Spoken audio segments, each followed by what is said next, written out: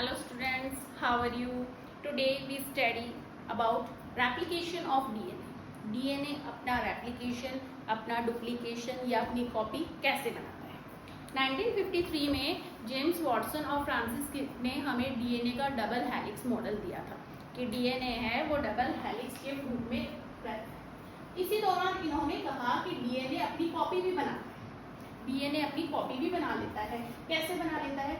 DNA का जो ये हेलिक्स है ये सेपरेट हो जाता है। जब डीएनए अपनी दूसरी स्ट्रैंड से जब सेपरेट हो जाता है उसके बाद ये अपने अपोजिट कॉम्प्लीमेंट्री स्ट्रैंड बनाता है। ठीक है, अब देखिए ये जो ब्लैक कलर से मैंने बनाया है ये तो आपका पेरेंटल स्ट्रैंड, पेरेंटल स्ट्रैंड। ठीक है, और जो हमने रेड कलर से मार्क करी है वो हो गई हमारी डॉटर स्ट्रैंड या न्यूली सिंथेसाइज्ड स्ट्रैंड बोल सकते हैं, नई बनी हुई स्ट्रैंड।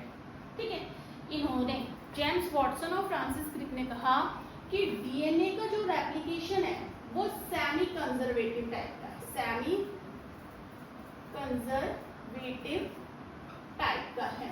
ठीक है, सेमी कंजर्वेटिव मॉडल है, यानी कि जो डॉटर स्ट्रैंड्स बन रही है उसमें से एक स्ट्रैंड हमेशा पेरेंट की होती है और एक नहीं बनती है। हाफ तो कंजर्व रह रहा है, हाफ तो पेरेंट से ही आ रहा है, हाफ नया बन रहा है, इसलिए इसको सेमी कंजर्वेटिव टाइप बताया। ठीक है, इसको फिर एक्सपेरिमेंटली प्रूव करने के लिए फिर दो साइंटिस्ट आए, उनका नाम था मैथ्यू मैसेल्सन और फ्रैंकलिन स्टार। क्या नाम था बच्चों? मैथ्यू मैसेल्सन और फ्रैंकलिन स्टार। मैथ्यू मैसेल्सन और फ्रैंकलिन स्टार ने बच्चों इकोलाई बैक्टीरिया को कल्चर मीडियम में ग्रो करके, जिसके अंदर उन्होंने हैवी आइसोटोप लगाया था। क्या नाम है साइंटिस्ट का? Matthew Meselson, Matthew Meselson and Franklin Stahl. आपको नाम आने चाहिए, क्यों? एग्जाम में आ जाता है, एग्जाम में आया हुआ है, IMP है ये। मैथ्यू मैसेल्सन और फ्रैंकलिन स्टार ने सेमी कंजर्वेटिव मॉडल डीएनए का बताने के लिए जो एक्सपेरिमेंट किया था वो समझाओ। ये एग्जाम में क्वेश्चन आया हुआ है आपके शायद 2024 में। ठीक है, आइए एक्सपेरिमेंट देखते हैं उन्होंने क्या किया। उन्होंने बच्चों इकोलाई, इस्चीरिया कोलाई जो बैक्टीरिया है उसको काफी जनरेशन के लिए कल्चर मीडियम में ग्रो किया। ऐसे कल्चर मीडियम में ग्रो किया जिसमें इन्होंने डाला अमोनियम क्लोराइड और इसमें नॉर्मल नाइट्रोजन नहीं लिया, इन्होंने हैवी आइसोटोप लिया N50। क्या लिया? हैवी आइसोटोप लिया N15। ठीक है, काफी जनरेशन तक उन्होंने इस N15 वाले कल्चर मीडियम में इनको ग्रो किया ताकि अच्छी तरह जो इकोलाई का डीएनए है वो N15 से इनकॉर्पोरेट हो जाए। ठीक है, कंप्लीटली इसके अंदर N15 आ चुका था। ठीक है, अब ये क्या करते हैं, अब इस इकोलाई को निकालते हैं और अब इसको एक नॉर्मल मीडियम में ग्रो करते हैं। अब ये किसमें ग्रो करेंगे? नॉर्मल मीडियम, जिसमें इन्होंने NH4Cl लिया है, उसमें आपका N कैसा है? N14। ठीक है, N14 ये क्या था आपका? Heavy isotope. हैवी आइसोटोप लेने का उद्देश्य सिर्फ ये था कि जब हम स्टैंडर्डिफिकेशन करेंगे तो सेमी कंजर्वेटिव जो मेथड है या सेमी कंजर्वेटिव नेचर है उसको समझाने के लिए डेंसिटी वाइज हम ग्रेडियंट बनाएंगे।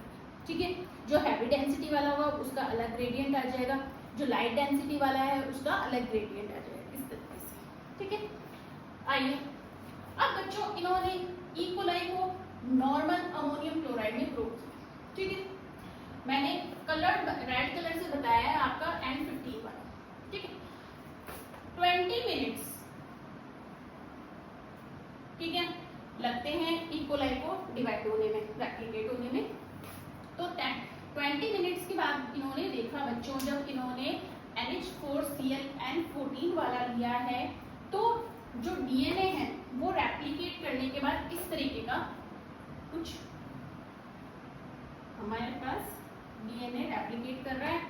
इन्होंने देखा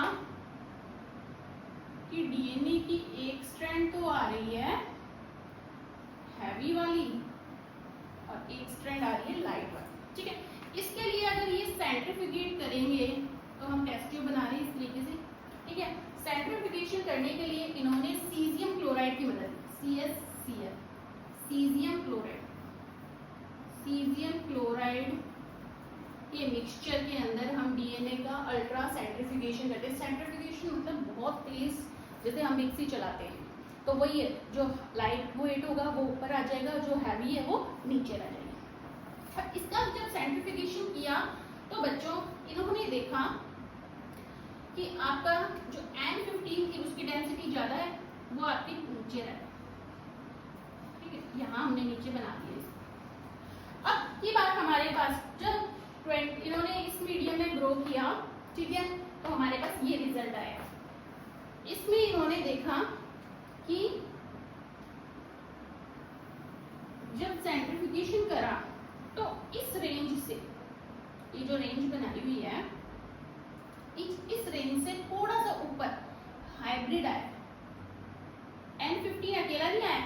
अगर मान लो एक स्ट्रैंड N15 की बनती, पूरा एक डीएनए N15 का, एक N14 का, तो हमारे पास दो अलग अलग लेवल आ जाते। पर यहाँ पे क्या बनाया, हाइब्रिड बनाया, मिक्सचर बनाया, जो इससे इस लेवल से थोड़ा सा ऊपर है, हल्का इसलिए थोड़ा सा ऊपर, ये नीचे बनाया हमने। फिर वापस ये इकोलाई को NH4Cl में N14 वाले मीडियम में ग्रो करते, मतलब फिर 20 मिनट्स के बाद वो देखिए, ठीक है। अब क्या होगा बच्चा, ये जब रेप्लिकेट करेगा तो वही एक पेरेंट रहेगा।